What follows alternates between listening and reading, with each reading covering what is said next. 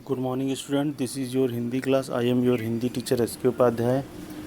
कल के लेक्चर में हम लोगों ने क्षितिज गद्य खंड का चैप्टर 4 में सांवले सपनों की याद लेखक जाबिर हुसैन के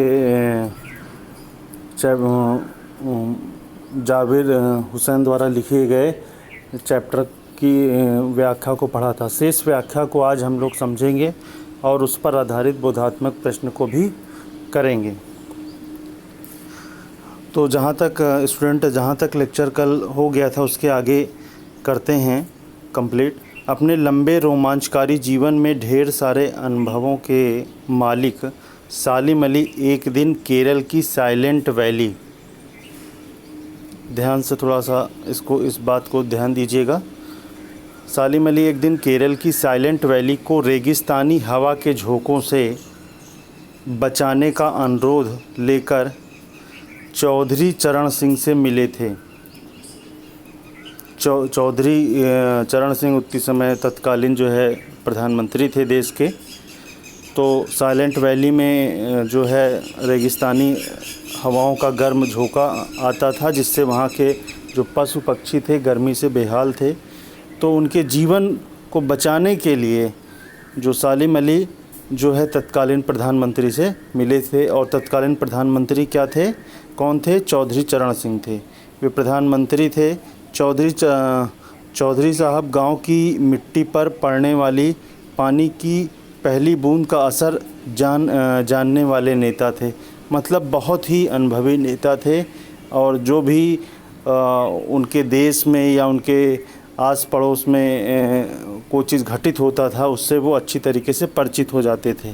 पर्यावरण के संभावित खतरों का जो चित्र सालिम अली ने उनके सामने रखा, मतलब सालिम अली ने किस प्रकार से एक भावात्मक रूप से पर्यावरण के खतरों को प्रधानमंत्री के सामने रखा, उसने उनकी आंखें नम कर दी थीं।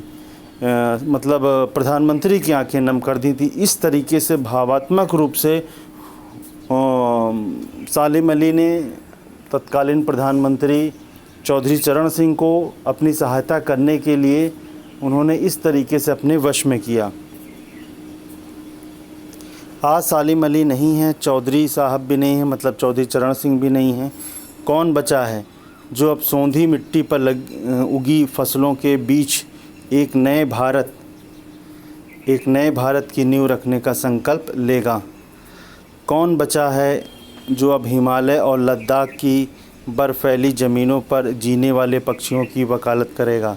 जो हमारे प्रकृति को ख़तरा है या हमारे पशु पक्षी को ख़तरा है, अब उनकी वकालत करने वाला इस देश में या संसार में कौन बचा है? ये लेखक जाबिर हुसैन अपने इस संस्मरण के माध्यम से हम लोगों के बीच में रखने का प्रयास किया है। सालिम अली ने अपनी आत्मकथा का नाम रखा था फॉल ऑफ ए स्पैरो आत्मकथा, जिसमें इन्होंने अपने बारे में बताया था किस प्रकार से ये एक पक्षी प्रेमी के रूप में बदल गए। तो इन्होंने अपनी आत्मकथा का नाम रखा था क्योंकि पक्षियों से इनका बहुत लगाव हो गया था। तो मुझे याद आ गया D.H. लॉरेंस की मौत के बाद लोगों ने उनकी पत्नी फ्रीडा लॉरेंस से अनुरोध किया कि वह अपने पति के बारे में कुछ लिखें। फ्रीडा चाहती तो ढेर सारी बातें लॉरेंस के बारे में लिख सकती थी, लेकिन उसने कहा मेरे लॉरेंस के बारे में कुछ लिखना असंभव सा है। मेरे लिए, मतलब जो लॉरेंस की पत्नी थी, D.H. लॉरेंस की पत्नी थी, और उन्होंने D.H. लॉरेंस की जो पत्नी थी उन्होंने बताया कि जो है मैं जो है इनके बारे में ढेर सारी बातें नहीं बता सकती हूँ। उनकी पत्नी D.H. लॉरेंस से अनुरोध किया कि वह अपने पति के बारे में कुछ लिखें।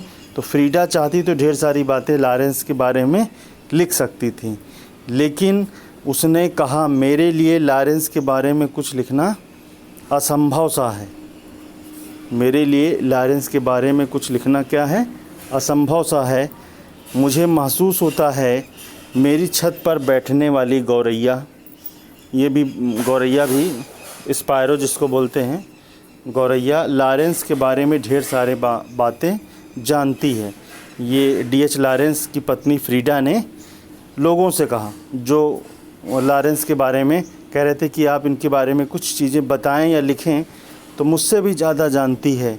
वो सचमुच इतना खुला और सादा दिल आदमी था। मुमकिन है लॉरेंस मेरी रगों में, मेरी हड्डियों में समाया हो, लेकिन मेरे लिए कितना कठिन है उसके बारे में अपने अनुभवों को शब्दों का जामा पहनाना, यानी उसको शब्दों के रूप में व्यक्त करना कितना कठिन है। मुझे यकीन है कि मेरी छत पर बैठी गौरैया उसके बारे में और हम दोनों ही के बारे में मुझसे ज़्यादा जानकारी रखती है। जटिल प्राणियों के लिए सालिम अली हमेशा एक पहेली बने रहेंगे। मतलब कि जटिल का मतलब जो रेयर उतनी समय के पशु पक्षी थे उसके बारे में पहेली बने रहेंगे। उनके जीवन की रक्षा सालिम अली ने किस प्रकार से की, ये लेखक बताना चाहता है। बचपन के दिनों में उनकी एयर गन से, जो बच्चे लोग खेलते हैं, उनकी एयर गन से घायल होकर गिरने वाली नीले कंठ की वह गौरैया सारी ज़िंदगी उन्हें खोज के नए नए रास्तों की तरफ ले जाती रही। ज़िंदगी की ऊंचाइयों में उनका विश्वास एक क्षण के लिए भी डिगा नहीं। वो लॉरेंस की तरह नैसर्गिक ज़िंदगी का प्रतिरूप बन गए थे। सालिम अली की दुनिया में एक टापू बनने के बजाय अथाह सागर बनकर उभरे थे, जो उनके भ्रमणशील स्वभाव और उनकी यायावरी से परिचित हैं। मतलब लेखक कह रहा है कि सालिम अली प्रकृति की दुनिया में एक टापू नहीं, मतलब एक छोटा सा उनका स्थान नहीं था। एक उनका स्थान क्या था, बहुत बड़ा था प्रकृति की दुनिया में, यानी नेचर के वर्ल्ड में अथाह सागर बनकर उभरे थे। जो लोग उनके भ्रमणशील स्वभाव, भाई चूँकि एक जगह से दूसरी जगह घूमते रहते थे, इसको भ्रमणशील स्वभाव कहते हैं, और उनके यायावरी से परिचित थे, उन्होंने महसूस होता है कि वो आज भी पक्षियों के सुराग में निकले हैं। सालिम अली आज नहीं हैं, लेकिन लेखक कहता है कि आज भी चूँकि भ्रमणशील स्वभाव के थे, तो आज भी लगता है कि वो कहीं निकले होंगे। मतलब ये नहीं लगता कि वो इस संसार में नहीं हैं और बस अभी गले में लंबी दूरबीन लटकाए अपने खोजपूर्ण नतीजों के साथ लौट आएंगे। जो उनको वहाँ से जानकारी मिलती है पशु पक्षियों के बारे में, उसको लेकर के हमारे बीच आएंगे। जब तक वो नहीं लौटते, क्या उन्हें गया हुआ मान लिया जाए? वो लेखक का कहना है कि जब तक वो हमारे सामने नहीं आ रहे हैं, तो क्या उनको मान लें कि वो चले गए हैं? मेरी आंखें नम हैं सालिम अली, तुम लौटोगे ना। ये लेखक का कहना है कि मैं बहुत दुखी हूँ और मुझे विश्वास है कि तुम इस संसार में, इस प्रकृति की दुनिया में अवश्य लौटोगे। ये सांवले सपनों की याद लेखक जाबिर हुसैन द्वारा लिखित, और किस पर लिखी गई है? सालिम अली पर। ये आपकी व्याख्या आज कंप्लीट हो गई।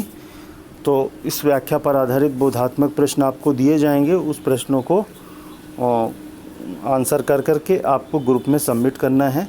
फिर आपके आंसर को चेक किया जाएगा और उसको चेक करने के बाद आपको सही आंसर दिया जाएगा। इसके बाद इसके प्रश्न अभ्यास को आपको कराया जाएगा। Thank you student watching my video.